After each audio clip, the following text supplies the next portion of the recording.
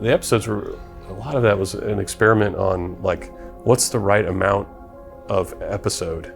Episode 2 was longer than episode 1 and bigger, and people liked that better. But it also took longer. It took longer to make, and people didn't like it as much as they liked Half-Life or Half-Life 2 kind of scope, right? Yeah. So by saying episode, are we solving a lot of problems here, or are we just making a sideways trade-off? You know, I think that's maybe the way I felt about it. Even into episode 3, I still don't know what that would have been if we'd built it, because it hadn't been built. That was the feeling of excitement of something I can't even imagine is going to happen as a team. I was not like imposing like a top-down, this is what we must do to tell our very important tale. You know, it's more like, oh, we have new features? Like, how do we what kind of story can we do with these now?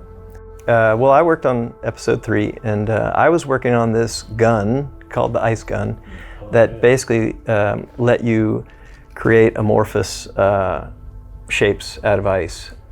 So you could like raise a little ice wall in front of yourself. It would be attached to the floor, and then the Combine soldiers could shoot holes in it, and it would shatter and break like kind of like glass, I guess. So that was the primary mode of you could build ledges for yourself to get down, you know, cliff faces. It had another mode that was like a kind of like a Silver Surfer mode where you would extrude the ice in front of yourself and then run along it and use it to cross gaps, go over chasms and things like that. What else do we have? It was set in the Arctic because it was centered around Borealis. I remember the little blobby, squishy. Oh yeah, Brian was working on the blobs. So we had the ISO surfaces that we ended up using in Portal for the paint. So we had that as an enemy. It was a blob enemy, and it could change its shape, and you could choreograph its shapes with some content tools.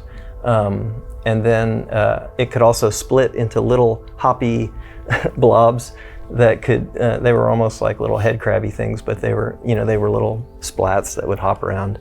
And we were doing all kinds of stuff with that. It could pass through grates. You know, you could get more gameplay out of something where you had maybe a couple of creatures with simpler behaviors. Oh yeah. And then you would spend time like combining them with other game mechanics.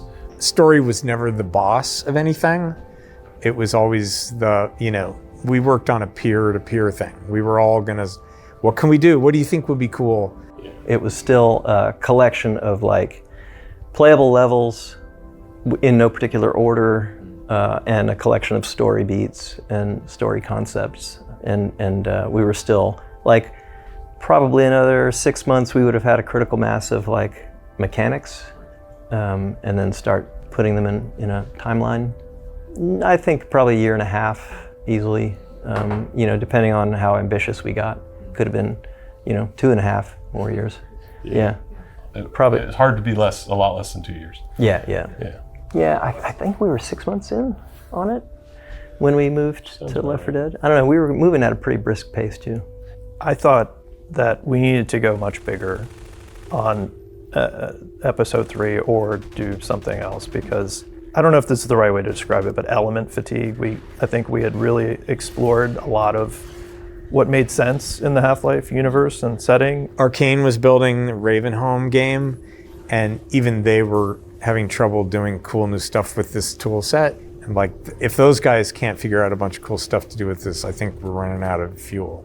Episode 3 is coming along. It's like, well, what's the new big thing here? It's got to be bigger than all the stuff we just did. Even episode 2, and it's like, oh my god, it just becomes. Are we allowed to cry in this documentary? That's what I want to know. Left 4 Dead needed kind of an all hands-on sort of an effort to ship, and so we put down Ep 3 to go help Left 4 Dead, and it was a really tight shipping schedule, and it required a lot of work from everybody to get out the door, and it was worth it. I mean, it was. Yeah, Left 4 Dead came out. Left 4 Dead came out great, but it took long enough. And this is the tragic and almost comical thing about it, was it took long enough that then by the time we considered going back to episode 3, the argument was made like, well, we missed it. It's too late now, and we really need to make a new engine and, to continue the Half-Life series and all that.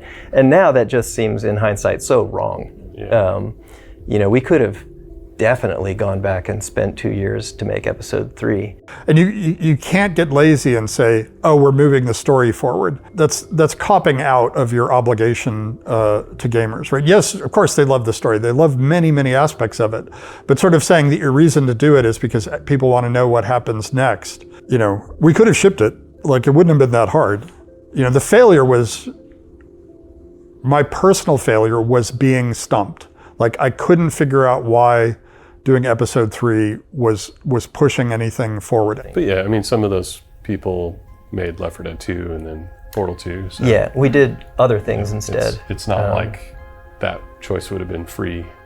Right. In terms of the players, like, they may have gotten that and given up something else. Yeah. So it's hard to say. But a lot of us have been doing Half-Life for 8+ years.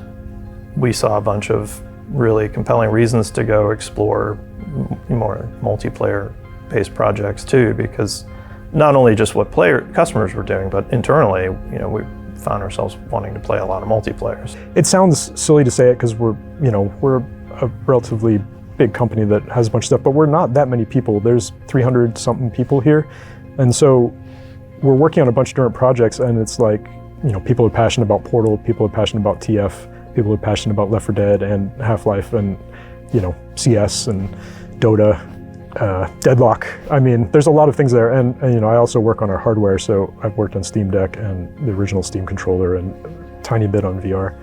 Unfortunately, for any decision we make, somebody is going to be unhappy, but hopefully we're making a bunch of people happy with the choices we do make.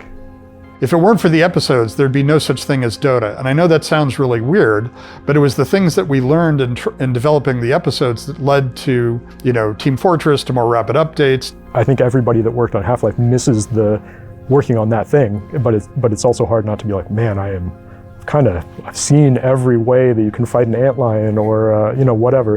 And so you want to get some space away from it until you can come back to it with fresh eyes. It was easy to think about VR being a vehicle for Half-Life because that was a big technological innovation and kind of a core reason for that product's existence. And I think one of the things we have internally tended to attach to the Half-Life IP is innovation. Gameplay innovation is oftentimes enabled by a technological innovation. Clearly there was a ton in Half-Life 1 and 2. And so yeah, it's an interesting challenge moving forward to think about what that means for future Half-Life stuff, for sure.